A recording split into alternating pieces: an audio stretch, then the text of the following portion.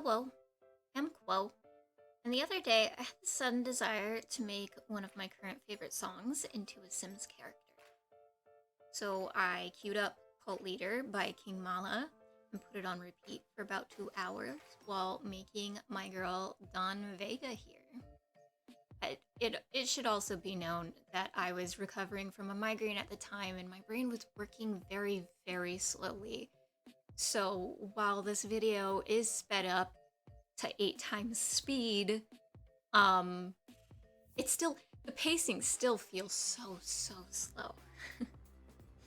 Now I want it to be known that the way my brain works when making a new OC is quite possibly a form of dissociation. But that's fine. That's fine. It's like daydreaming. Daydreaming is dissociation. It's fine.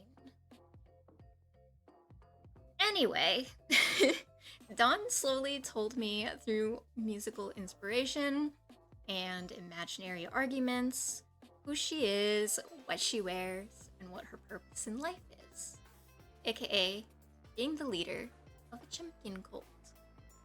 Yes, you heard me. Chimkin. Not chicken, Chimkin cult. The backstory for this is actually just an inside joke that my friends and I started a chicken cult in that one time that we played multiplayer Stardew Valley. And which I think it was like a year ago.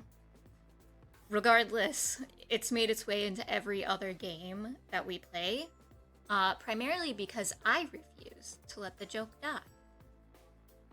So, forgive me for indulging in it once again.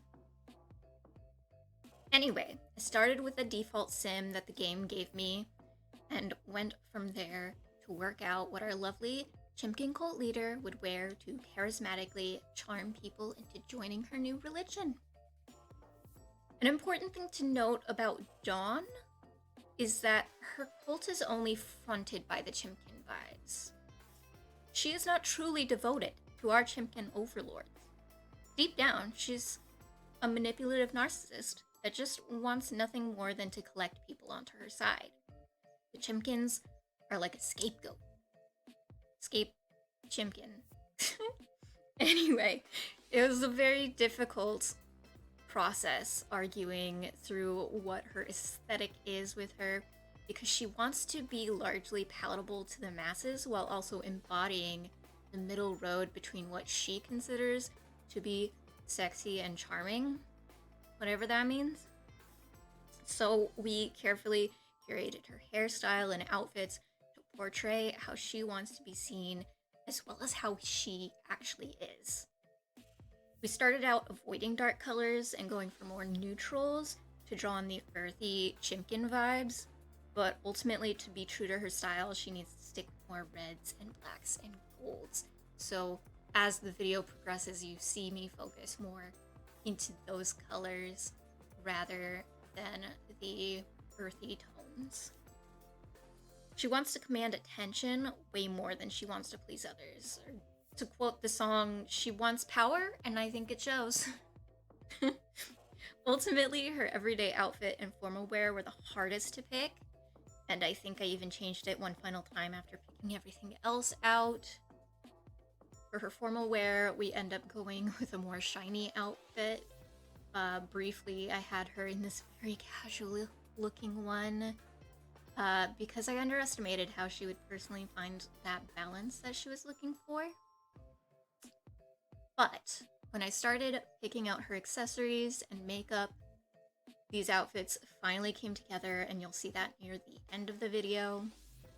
I also spent special attention on matching her makeup to each outfit based on what she would and wouldn't take off or put on. Like for swimming, her lips would be stained from taking off her lipstick, but her eyeliner is waterproof. Similarly, she's the kind of gal who keeps her nails manicured year-round and wouldn't change the style or color of them for different occasions. Like, somehow that consistency is just really important to her for some reason. This, again, is exactly why I start the video out saying that my form of writing OCs, original characters, is is a form of dissociation, because ultimately I'm taking all of the responsibility for deciding who she is and putting it on the character herself, rather than me deciding what I think a cult leader would be like, or what I think Dawn Vega should be like. Because ultimately, I was sitting there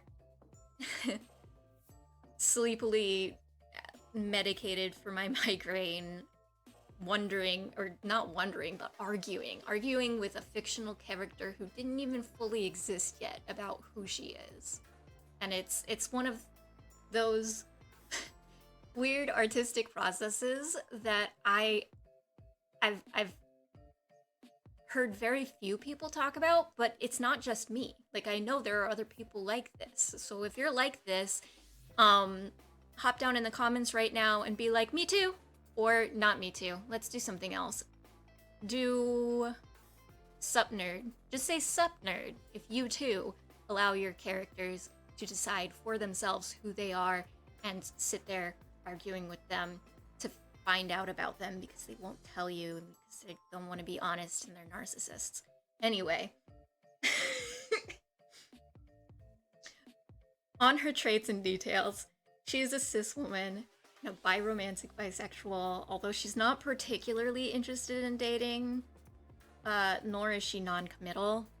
She's mostly just concerned about having lots of relationships connected to her status as a leader, so partners aren't really a priority. She's ambitious for sure, that is her main trait. Very confident. I don't think it's called confidence. I think it's called self-assured in the traits. She's likely very outgoing, given that she wants to collect people to feel universally important. But she only gave me options for her favorite colors, making them black, red, and white.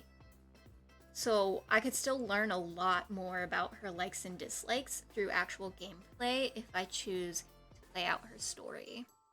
Which to me is kind of a tempting but terrifying thought. Because honestly, I'm still very new to actual Sims gameplay. So if anyone has any fun suggestions for how I might go about helping her start a cult, please put them in the comments. I find it very hard to get into playing Sims beyond cast and build mode, but I think a character like her could really offer me an engaging enough way to get started in actually playing The Sims. Beyond this, though, she hasn't told me much about herself, her backstory. She probably wants to pretend that her past doesn't exist because of the type of character she is.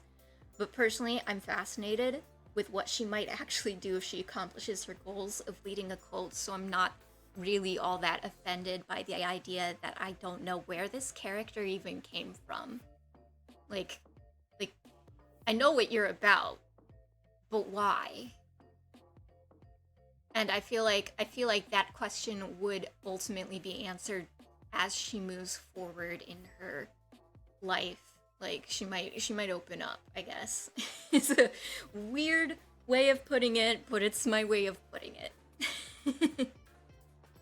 Anyway, what do you think of Dawn? Have you heard the song Cult Leader by King Mala? And most importantly, do you think I did this song justice? Because I'm not really sure that I did, but it makes me so curious to think how other people would do the same thing, and I'm personally pretty happy with how Dawn came out in the end.